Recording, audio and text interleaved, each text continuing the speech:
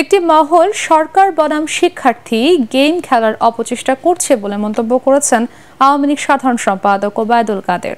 তার দাবি, শিক্ষার্থীরা সরকারের প্রতিপক্ষ নয়। তিনি জানান, জাতিসংঘ ও উন্নত দেশের সহায়তায় হতাহতের তদন্তের ব্যবস্থা নেওয়া, শিক্ষার্থীদের হেনস্থা না করার নির্দেশ দেওয়া সহ সব দাবি মেনে নিয়েছে সরকার। ফজর রাব্বির রিপোর্ট। ধানমন্ডিতে আওয়ামী লীগ সভানেত্রীর কার্যালয়ে অনুষ্ঠিত সংবাদ সম্মেলনে ওবায়দুল কাদের বলেন, শিক্ষার্থীদের আন্দোলনকে ঘিরে খোলা পানিতে মাছ শিকার করার অপচেষ্টা করছে একটি পক্ষ। এই আন্দোলনকে ঘিরে নাগরিক সমাজের কারো মন্তব্যে কেউ যেন বিশৃঙ্খলা তৈরির সুযোগ না পায়, সেদিকেও লক্ষ্য রাখার আহ্বান জানান ওবায়দুল কাদের।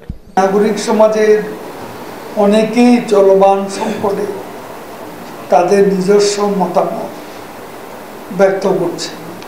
তাদের মতামত প্রকাশের সুযোগকে কাজে লাগিয়ে তৃতীয় কোনো স্বার্থান্বেষী মহল যেন উস্কানি সৃষ্টি করে কাজে ব্যবহার না করতে পারে, সে বিষয়ে সকলকে দায়িত্বশীল হওয়া উচিত।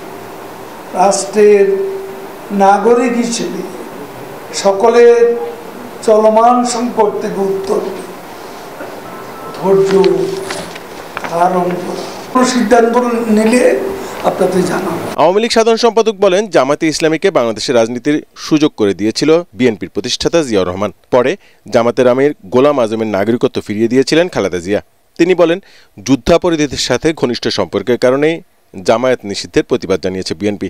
বিএনপির পক্ষে জামাতকে পরিত্যাগ করা যে অসম্ভব সেটা সবাই বুঝে।